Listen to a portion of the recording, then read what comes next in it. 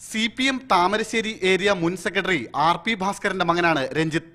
സാമ്പത്തികമായി ഏറെ പിന്നോക്കമായിരുന്ന ഭാസ്കരന് വീട് വെക്കാൻ പാർട്ടി പ്രവർത്തകർ പിരിവെടുത്തിരുന്നു. CPMന്റെ കോഴിക്കോട് ജില്ലാ കമ്മിറ്റി ഓഫീസിൽ ഓഫീസ് സെക്രട്ടറി ആയിരുന്ന രഞ്ജിത്ത് 2006-ലാണ് എളമരം കരീമിന്റെ പേഴ്സണൽ അസിസ്റ്റന്റ് ആവുന്നത്. ഇടത് സർക്കാർ അധികാരമൊഴിഞ്ഞ ശേഷമാണ് രഞ്ജിത്ത് സിനിമാ നിർമ്മാതാവും റിയൽ എസ്റ്റേറ്റ് വ്യവസായിയുമാകുന്നത്. കരീമിൻ്റെ വിനാവ് തീർച്ചയായിട്ടും വിനാവാൻ സാധ്യതയുണ്ട്. കാരണം എന്താ പറഞ്ഞാൽ 5 വർഷവും കരീമും രഞ്ജിത്തുമായിട്ടുള്ള ഏറ്റവും വലിയ അടുപ്പവും രാപ്പകലില്ലാത്ത നിലയിൽ കരീമിൻ്റെ ഒരു ഫോളോവറായിരുന്നു. മറ്റു രഞ്ജിത്തിന് പെട്ടെന്ന് ഒരു വളർച്ചയിലേക്ക് എത്താനുള്ള വേറെ സാമ്പത്തിക സ്രോതസ്സൊന്നും ഇല്ലാത്തതാണ്. 6 മുതൽ 11 വരെയുള്ള 5 വർഷമാണ് ഇയാളുടെ PA ആയിരുന്നത്.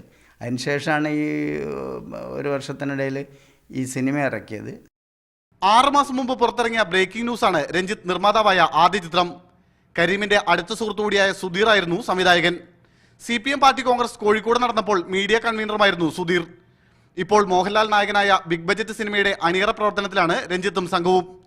CPMുമായി അടുത്ത ബന്ധം നിലനിർത്തുന്ന രഞ്ജിത്ത് LDFന്റെ സെക്രട്ടേറിയറ്റ് ഉപരോധമടക്കം സമരങ്ങളിൽ സജീവവുമായിരുന്നു. രഞ്ജിത്തിന്റെ ഗൾഫ് യാത്രകളും ബേപ്പൂരിൽ അടുത്തിടയ്ക്ക് നടന്ന കോടികളുടെ ഭൂമി കച്ചവടവും അന്വേഷിക്കണമെന്നാവശ്യപ്പെട്ട് CPM ഫറൂഖ് ഏരിയ കമ്മിറ്റിയിലെ 2 അംഗങ്ങൾ ജില്ലാ കമ്മിറ്റിക്ക് പരാതി നൽകിയിരുന്നു. സുനിൽ ഐസക്, മീഡിയ 1, കണ്ണൂർ.